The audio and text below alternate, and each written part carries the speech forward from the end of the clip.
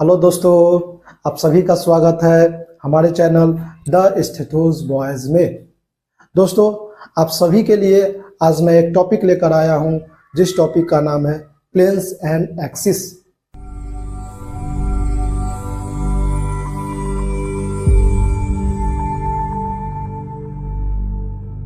और इसका मूवमेंट देखें तो इसका मूवमेंट क्या होता है, फॉरवर्ड टू बैकवर्ड डायरेक्शन में इसका मूवमेंट होता है।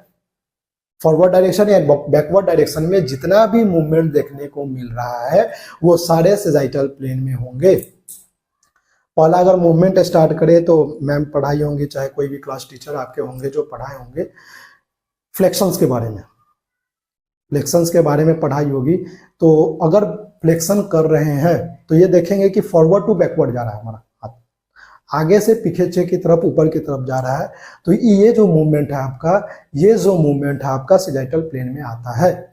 दूसरा, एक्सटेंशन करें, मान लीजिए रिफ्लेक्शन किए हुए हैं, यहाँ से एक्सटेंशन लेके आए तो ये भी क्या मूवमेंट हो जाए आपका, सेजाइटल प्लेन में हो जाएगा। हाइपर एक्सटेंशन में लेके जाते हैं, ये भी मूवमेंट आपका क्या हो जाएगा, सेजाइटल प्लेन में मूवमेंट हो जाएगा। तीसरा, अगर एंकल की बात करें तो डॉर्सीफ्लेक्शन एंड प्लैंटर फ्लेक्शन, क्या करें, डॉर्सीफ्लेक्शन एंड द प्लैंटर फ्लेक्शन, ये भी आपके सेजाइटल मूवमेंट की पार्ट्स आते हैं। चौथा, अगर बात करें तो किसी को साइकिलिंग करते हुए देखे हैं क्या आप, किसी को साइकिलिंग करते हुए देखे हैं, साइकिल चलाते हुए? अच्छा, उसको साइकिल चलाते हुए देखे होंगे तो उसके पैर की मूवमेंट को देखे होंगे तो बैक फॉरवर्ड टू बैकवर्ड में जाता है, आगे से पीछे की तरफ जाता है। वो पैडल पर जब पैर मारता है, वो पैडल को मारने की कोशिश जब करता है, पैडल चलाने की कोशिश जब करता है साइकिल का, तो वो क्या होता है,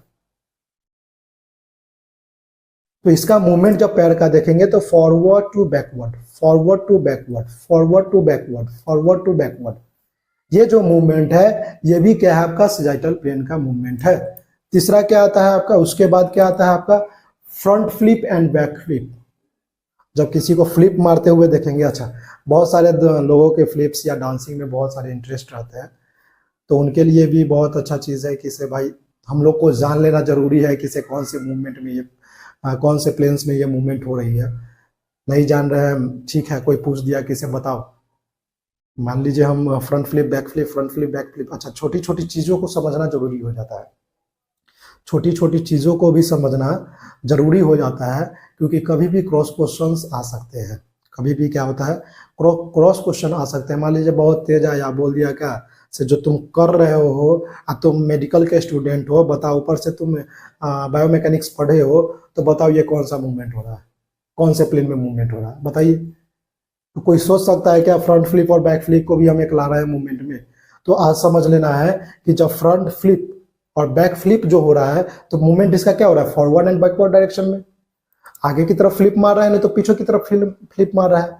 तो ये जो मूवमेंट हो रहा है ये क्या चीज हो रहा है, आपका सेजाइटल प्लेन में मूवमेंट हो रहा है। अच्छा, जितना भी ज्वाइंट है, बॉडी के जितना भी ज्वाइंट है, ये सारे ज्वाइंट का मूवमेंट अगर फॉरवर्ड एंड बैकवर्ड डायरेक्शन में हो रहा है, ये सारे ज्वाइंट का मूवमेंट, फिर से सुन लेना है, ये अगर सारे ज्वाइंट का movement forward and backward direction में हो रहा है तो ये सब ज्वाइंट क्या कहेगा, सेजाइटल प्लेन में इसका मूवमेंट होगा। समझ में आया कि अगर किसी भी ज्वाइंट के बॉडी के किसी भी ज्वाइंट का मूवमेंट अगर फॉरवर्ड एंड बैकवर्ड डायरेक्शन में हो रहा है तो इस ज्वाइंट का मूवमेंट किस प्लेन में कहलाएगा, सेजाइटल प्लेन में कहलाएगा। आगे से पीछे की तरफ ऊपर की तरफ जा रहा है, तो ये जो मूवमेंट है आपका, ये जो मूवमेंट है आपका सेजाइटल